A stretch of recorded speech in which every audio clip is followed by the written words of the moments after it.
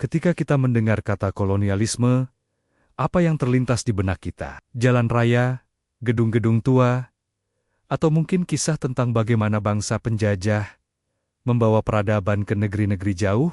Itulah yang sering tertulis di buku sekolah, bahwa kolonialisme meninggalkan warisan positif.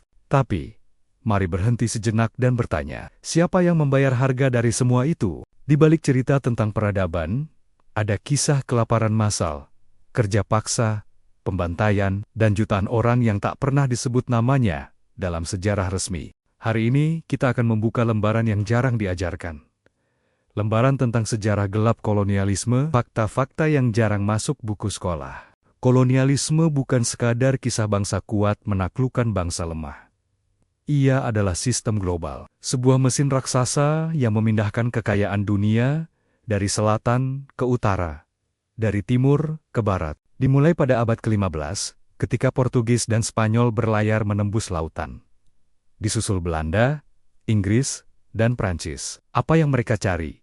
Rempah, emas, tanah subur, dan tenaga kerja murah. Tapi lebih dari itu, kolonialisme adalah proyek besar yang mengubah peta dunia. Di antaranya, masyarakat adat kehilangan tanah, sumber daya alam dikuras habis, dan perdagangan manusia menjadi industri yang menguntungkan. Dan jangan lupa, kolonialisme juga melahirkan perusahaan dagang raksasa. Misalnya Foch di Hindia Belanda, atau East India Company di India. Perusahaan ini bukan hanya berdagang. Mereka punya tentara, kapal perang, bahkan bisa memungut pajak. Maka dapat dibayangkan, sebuah perusahaan lebih berkuasa daripada sebuah negara. Dalam kisah kolonialisme, ada dua jenis tokoh utama. Pertama, para penguasa kolonial, raja, kaisar, gubernur jenderal, dan direktur perusahaan dagang. Nama mereka tercatat dengan tinta emas di sejarah barat. Tapi ada juga tokoh kedua, yang jarang disebut. Para korban yang terlupakan. Seperti petani di Jawa yang dipaksa meninggalkan sawahnya demi menanam kopi. Budak dari Afrika Barat yang dijual, diangkut berbulan-bulan di kapal sempit, dan banyak yang mati di tengah laut. Masyarakat adat di Amerika dan Australia yang tanahnya diambil, dan budayanya dipaksa hilang. Mereka inilah wajah sejati kolonialisme, wajah yang jarang masuk ke halaman buku sejarah. Sekarang, mari kita lihat lebih dekat 3 kisah nyata. Pertama, Kongo di bawah Raja Leopold II akhir abad ke-19.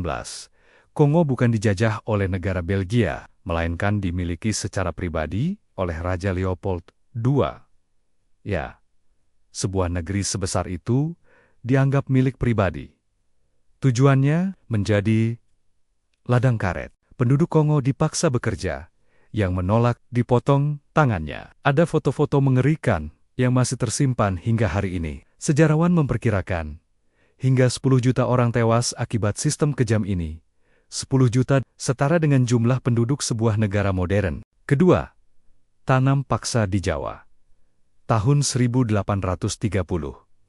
Belanda menerapkan kultur stelsel sistem tanam paksa. Petani dipaksa menanam kopi, tebu, atau nila. Hasilnya dikirim ke Eropa, sementara keluarga mereka sendiri kelaparan. Ironisnya, sistem ini yang menyelamatkan Belanda dari kebangkrutan, tapi menghancurkan kehidupan jutaan rakyat Jawa. Ketiga, perdagangan budak Atlantik. Selama hampir 400 tahun, sekitar 12 juta orang Afrika dijual sebagai budak dan dikirim ke Amerika. Perjalanan laut mereka disebut Middle Passage. Kapal penuh sesak, penyakit merajalela, banyak yang mati sebelum tiba di daratan. Mereka yang selamat dipaksa bekerja di perkebunan tebu, kapas, dan tembakau. Hasil kerja paksa inilah yang menjadi pondasi ekonomi dunia barat modern. Kolonialisme bukan hanya luka lama, ia meninggalkan warisan yang masih terasa hingga sekarang. Pertama, ketimpangan ekonomi global. Negara-negara Eropa menjadi kaya, sementara bekas jajahan terjebak dalam kemiskinan struktural. Kedua, peta politik dunia yang rapuh. Di Afrika, perbatasan negara ditentukan sepihak oleh penjajah, tanpa memikirkan etnis dan budaya lokal. Hasilnya, konflik berkepanjangan. Ketiga, warisan budaya dan identitas. Bahasa, hukum, dan sistem pendidikan yang kita kenal seringkali adalah produk kolonial.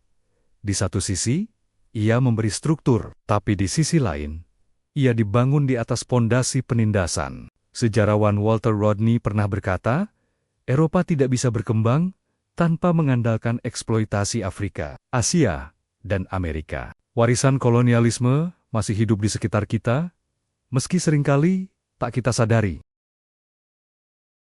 Kolonialisme sering digambarkan sebagai masa lalu yang sudah berakhir, tapi jejaknya masih membekas. Ketidakadilan ekonomi global, konflik geopolitik, bahkan diskriminasi rasial semuanya punya akar di era kolonial. Namun, mengingat sejarah gelap kolonialisme bukan berarti kita harus menyimpan kebencian. Justru sebaliknya, kita perlu belajar darinya. Seperti kata filsuf George Santayana, mereka yang melupakan masa lalu ditakdirkan untuk mengulanginya. Mari kita lihat sejarah dengan lebih jujur. Akui luka, pahami dampaknya, dan gunakan pelajaran itu untuk membangun masa depan yang lebih adil. Dan untuk Anda yang mendengarkan, jangan biarkan cerita ini berhenti di sini. Bagikan, diskusikan, dan terus gali sejarah dari perspektif yang jarang diceritakan. Karena hanya dengan mengenali kebenaran, kita bisa melangkah ke depan dengan lebih bijak.